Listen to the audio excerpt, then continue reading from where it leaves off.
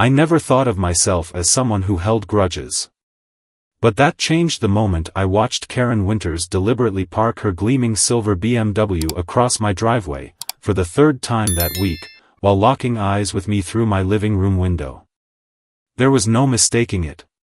This wasn't a misunderstanding, a hasty parking job, or some innocent mistake. No.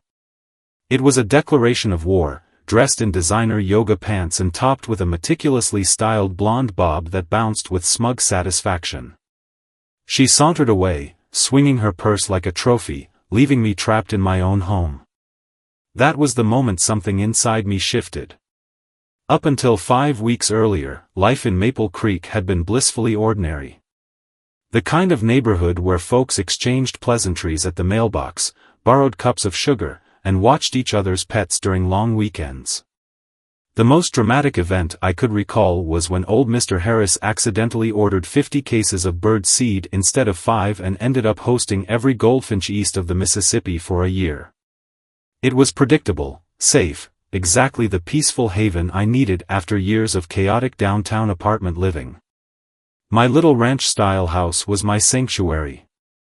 The home office overlooked a row of majestic maples, their leaves transforming into fiery reds and oranges each fall. That view inspired my work as a freelance graphic designer and was the quiet backdrop of conference calls, late-night brainstorming sessions, and early-morning coffee rituals. For 3 wonderful years, I waved at neighbors from my porch and made small talk at block parties without ever feeling the need to raise my voice. And then, Karen arrived. She moved into the powder blue colonial across the street, and from day one, her presence swept over the neighborhood like a storm front. At first, I chalked up her odd behavior to new neighbor nerves. The handwritten notes she left in each mailbox, listing her reasonable expectations for neighborhood decorum, made me laugh at first.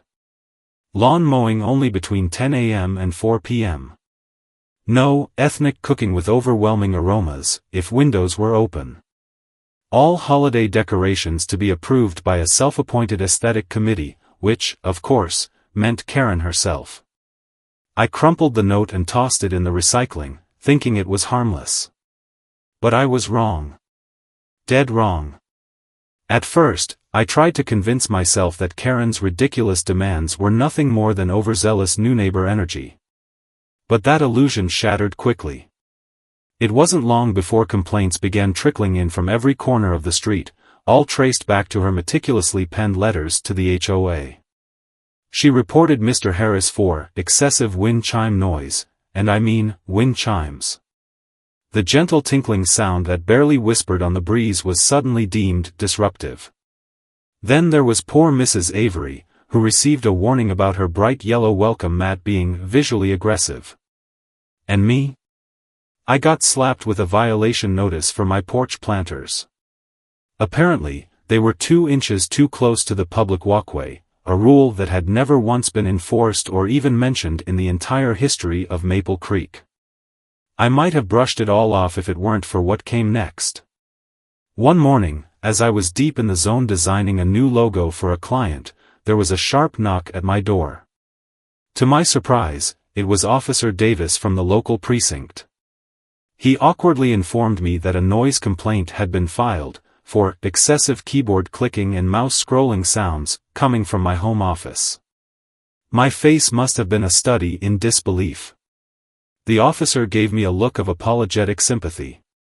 "It's Karen, isn't it?" he muttered under his breath before advising me to maybe keep windows closed during work hours and retreating with what I can only assume was second-hand embarrassment. But Karen wasn't done. Oh no, she was just getting started. The following weekend, beautifully printed invitations landed in every mailbox. Maple Creek Beautification Day, the heading declared in elegant gold script. Attendance was not requested, it was required. Assignments were predetermined.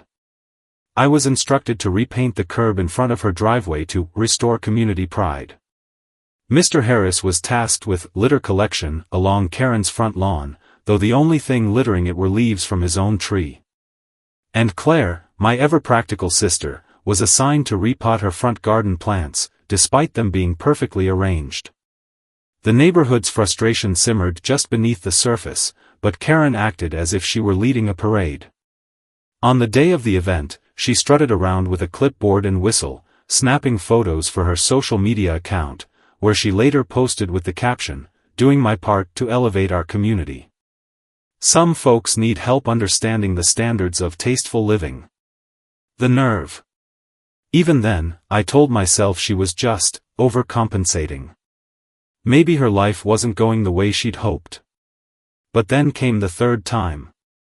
I was already on edge after losing that major client, and the last straw snapped on an ordinary Tuesday morning. My deadline for a pitch that could double my freelance income was looming. I'd been up until 3 a.m. perfecting mock-ups for Apex Design, only to discover I was out of printer ink. With 2 hours left on the clock, I grabbed my keys, rushed to the window, and there she was. Karen. She looked right at me. Held eye contact for a deliberate, chilling second. Then slowly, luxuriously, she pulled her BMW across my driveway, turned off the engine, and stepped out with that same smug half-smile that said, "I can do whatever I want." Without a word, she climbed into her friend's waiting car and drove off. No excuses. No apologies. No facade of neighborliness. Just pure, unfiltered entitlement. That was the moment I stopped telling myself stories to soften the blow. There was no misunderstanding, no benefit of the doubt to give. Karen Winters wasn't just a bad neighbor, she was a tyrant in yoga pants. And whether she knew it or not, she had just declared war on the wrong person. That night, I couldn't sleep. Every time I closed my eyes, all I could see was Karen's smirk as she blocked my driveway, her blonde bob swinging smugly as if she just checkmated me in some cruel suburban game. The rage churned in my chest until it transformed into something sharper, colder, resolve. I wasn't going to roll over and let her continue running roughshod over me and everyone else in Maple Creek. No more polite smiles or clenched teeth tolerance. It was time for Karen to learn what it felt like to be on the receiving end of disruption. For the next 3 days, I watched her with the intensity of a wildlife documentarian tracking a dangerous predator. I noted every detail, the way she inspected everyone's front yards like a self-appointed judge, her daily schedule, and, most importantly, her Thursday ritual. At exactly 10:15 a.m. every Thursday, she left for her standing appointment at Glow Up Salon and returned 2 hours later, her hair fractionally blonder, her attitude fractionally worse. That regularity was the key to my plan. By Wednesday night, I had everything I needed. 4 bright orange traffic cones, filled with concrete thanks to a late-night YouTube tutorial. 2 professionally printed, "No parking, construction zone" signs from the local print shop. A roll of caution tape. And perhaps the most important piece of all, Claire's old, beat-up Volvo, which she'd left with me while on a business trip. Add to that Jason's massive pickup truck, and I was nearly set. But fate gave me one more gift. As I was fine-tuning my setup in the garage, Mr. Harris shuffled up to my driveway. His cane tapped rhythmically on the concrete. "Quite the operation you've got brewing, Grace," he said, a twinkle of mischief in his eye. Before I could protest, he raised a hand. "Don't bother denying it. She blocked my driveway last week. Had to miss my cardiologist appointment. I've been waiting for someone to do something about her." Then he smiled slyly. "I've still got my old Oldsmobile sitting in the garage. Mint condition. Want to use it?" I could have kissed him. Thursday morning arrived with bright, cloudless skies, the perfect backdrop for what I was now calling Operation Driveway Justice. At 10:13 a.m., like clockwork, Karen strutted out of her house, sunglasses perched on her nose, designer handbag swinging. She paused, glanced around as if ensuring the neighborhood still fell under her reign, then slid into her BMW and disappeared around the corner. Showtime. I moved quickly. Jason's truck was parked at an angle that partially blocked Karen's usual spot. Claire's Volvo went next, positioned with surgical precision to narrow any possible exit. Mr. Harris, bless him, had already parked his immaculate Oldsmobile in the final slot, forming a perfect vehicular prison. I placed the traffic cones and signs, double-checked the caution tape, and stepped back to admire my work. It was flawless, official-looking, impossible to ignore, and satisfying in a way I hadn't anticipated. As I retreated to my porch, heart pounding with adrenaline, I felt an unfamiliar thrill coursing through me. I wasn't just defending my driveway. I was standing up for every neighbor she'd humiliated, every petty rule she'd weaponized. At exactly 12:22 p.m., Karen's BMW reappeared. She slowed, then stopped, staring at the barricade as if it were written in a foreign language. For a moment, she simply sat behind the wheel, her jaw tightening. And then she erupted. Car door flying open, sunglasses askew, her freshly highlighted hair bristling with static electricity. She yanked at the combs, only to discover they were weighted and immovable, and stormed up to my front door, jabbing the doorbell like it had personally offended her. I opened the door with a serene smile. "Karen. What a surprise. How was your appointment?" Her voice came out in a strangled hiss. "What exactly is this?" I feigned confusion, glancing past her at the perfectly arranged blockade. "Oh, the construction? Didn't you get the notice? Mandatory driveway maintenance inspection. County ordinance." I handed her a flyer I'd printed myself. Her face morphed from outrage to disbelief and then to barely contained fury. "This is outrageous. How am I supposed to park?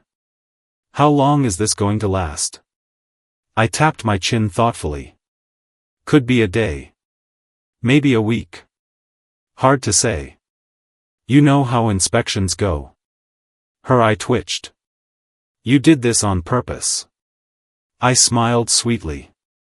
"Karen, the world doesn't revolve around your parking preferences. Maybe you should plan better."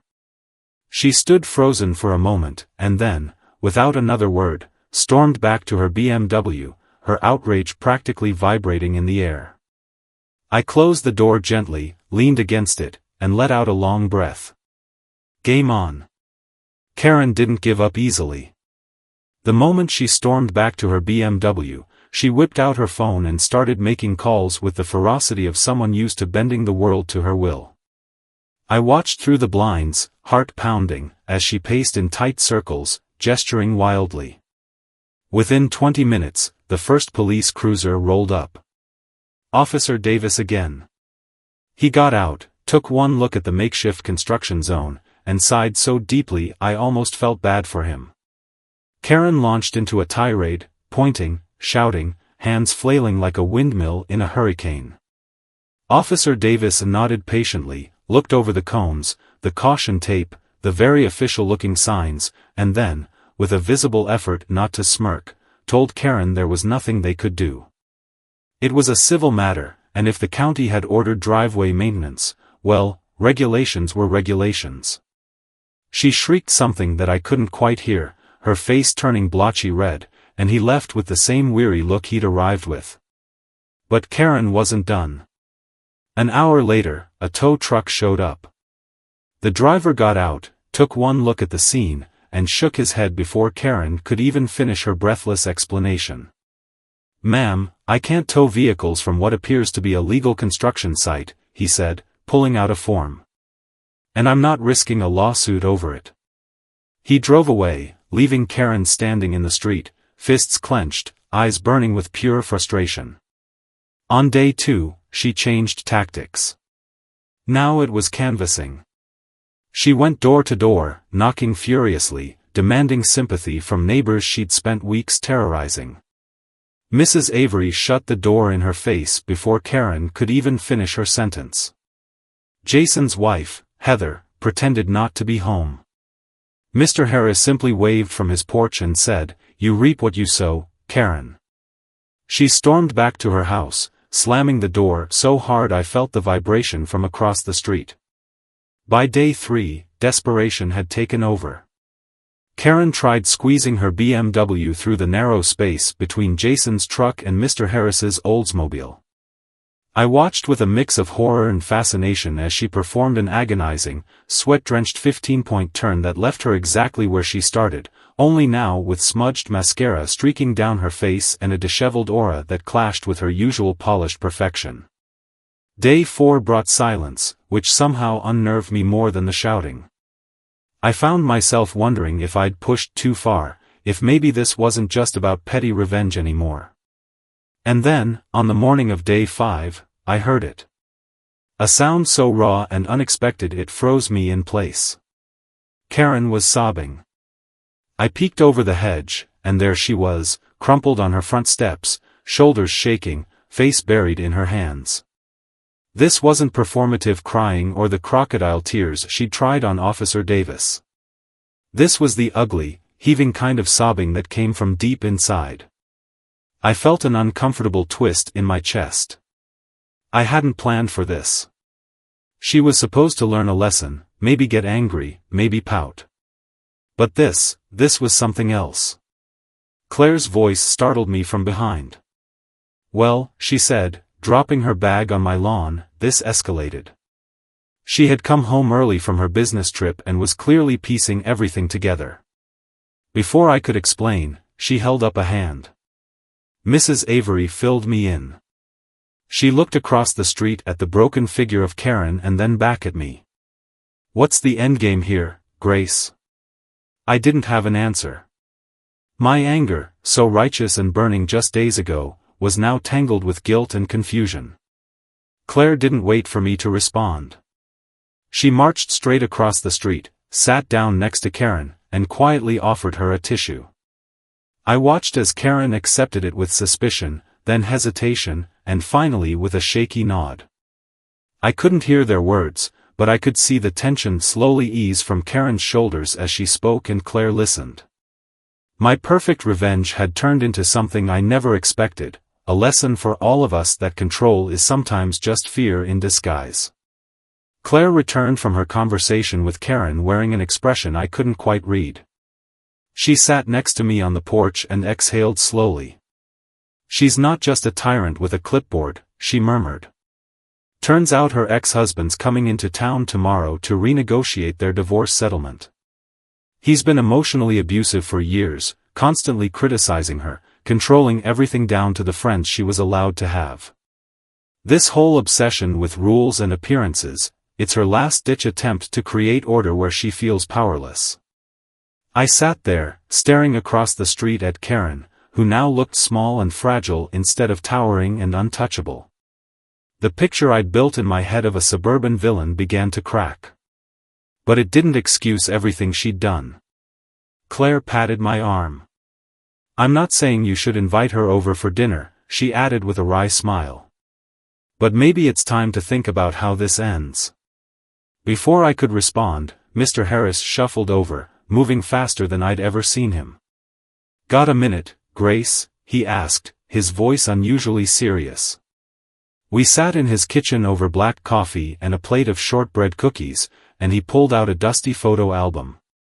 "You know, Karen wasn't always Karen Winters," he said, flipping through the pages. "She grew up right here in Maple Creek. Her father, well, he wasn't a kind man. Drank too much. She practically raised her siblings. She was always trying to create order out of chaos. Color-coded notebooks, strict routines. It was her armor." He turned the album toward me, showing a younger version of Karen, brown-haired and bright-eyed, but with that same determined set of the jaw. I scanned the rest of the photo and felt my stomach drop.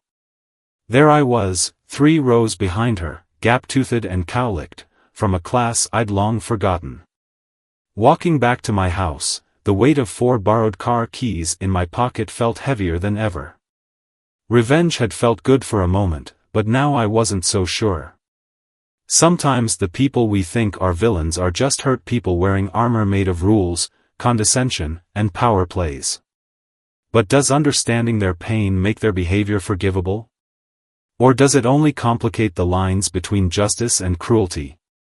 Have you ever felt powerless against HOA, or a Karen, who seemed to control everything? Share your experiences below, and let's see who had it worse.